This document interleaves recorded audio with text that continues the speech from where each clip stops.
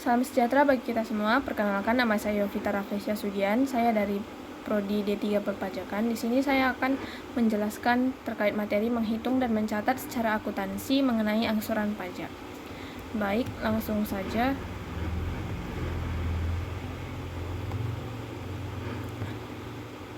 Adapun poin-poin pembahasan yang akan saya jelaskan, yang pertama konsep dan perhitungan PPh pasal 25, yang kedua mekanisme pencatatan akuntansi atau jurnal, yang ketiga prosedur pengkreditan pajak akhir tahun, dan yang terakhir jenis pajak yang tidak dapat dikreditkan.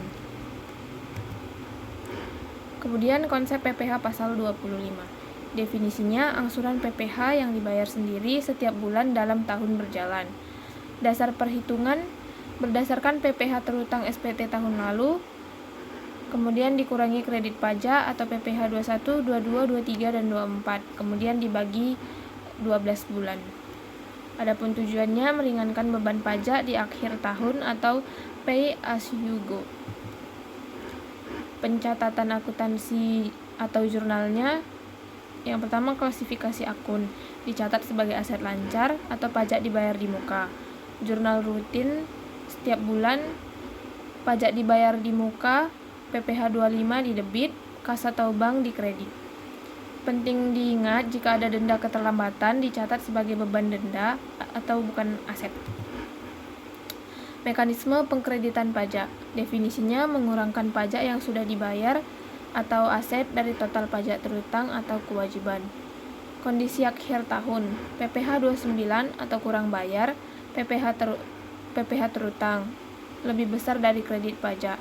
PPh 28A atau lebih bayar, yaitu PPh terutang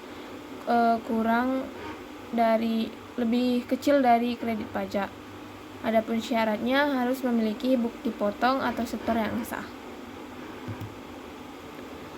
Pajak yang tidak dapat dikreditkan. Adapun pajak yang tidak dapat dikreditkan seperti PPh final, misalnya PPh bunga deposito, sewa tanah. Kewajiban selesai saat itu juga. Kemudian PPN non-creditable, PPN yang tidak berhubungan dengan usaha atau 3M, atau faktur pajak atau faktur cacat. Kemudian sanksi pajak berupa denda atau bunga akibat kelalaian wajib pajak atau koreksi fiskal positif. Kemudian PPh 25 belum bayar, hanya yang sudah ada SSP atau bukti setor yang boleh dikreditkan. Adapun dari materi yang telah saya paparkan, kesimpulan yang dapat saya ambil berdasarkan pembahasan dapat disimpulkan, yang pertama, fungsi PPh pasal 25 adalah sistem angsuran pajak bulanan yang bertujuan untuk meringankan beban pembayaran pajak wajib pajak di akhir tahun agar arus kas perusahaan tetap terjaga. Kemudian, pencatatan akuntansi dalam akuntansi pembayaran PPh pasal 25 wajib dicatat sebagai aset lancar atau pajak dibayar di muka dan bukan sebagai beban, karena nilai tersebut merupakan tabungan atau pajak yang akan diperhitungkan kemudian. Kemudian, mekanisme pengkreditan. Pada akhir tahun, seluruh pajak yang telah dibayar di muka, yaitu PPh 22, 23, 24, dan 25 akan dikurang dari total pajak terutang. Hasilnya akan menentukan apakah perusahaan harus membayar kekurangan pajak atau PPh 29 atau mendapatkan kelebihan bayar atau PPh 28A.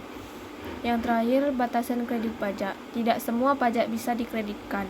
Pajak yang bersifat final, PPN yang tidak sesuai aturan, dan sanksi denda pajak tidak boleh dijadikan pengurang pajak terutang dan harus dicatat langsung sebagai biaya. Baik, itulah sedikit materi yang bisa saya paparkan. Sekian dan terima kasih. Selamat